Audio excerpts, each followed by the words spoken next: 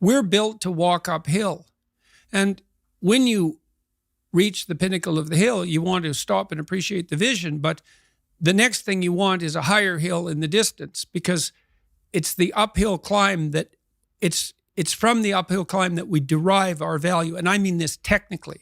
So almost all the positive emotion we feel, especially the emotion that fills us with enthusiasm, and that's to be filled with the Spirit of God, by the way, because that's what enthusiasm means.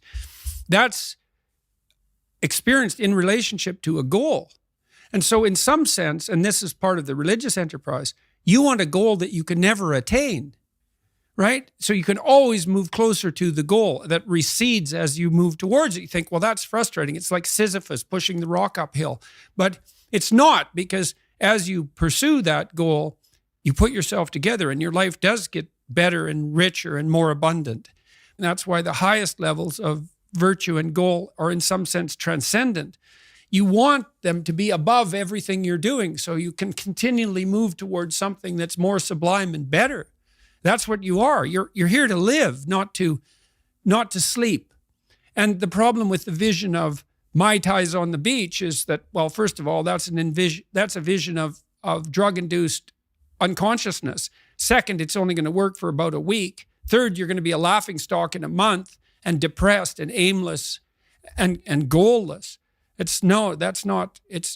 You want a horizon of ever expanding possibility. And so it does happen to people because they've staked their soul on the attainment of an instrumental goal. And it can be a pretty high order goal. It was in your case. But then you think, well, now I'm there. Now what? Well, the answer can't be, well, I'm going to live in the lap of luxury and never have to leave the face. What do you want to be? A giant infant with a gold bottle? You never have to do anything but lay in your back and suck. It's like, well, you see the problem with that as a conceptualization. It's no, you want to be like an active warrior moving uphill with your sword in hand. And that's dynamic. That's exciting. And that's why so many young men disappear into video games. That's all acted out in the video game. So they have to act that out in their own life. Not that I despise video games, because I don't, but they're not a substitute for life.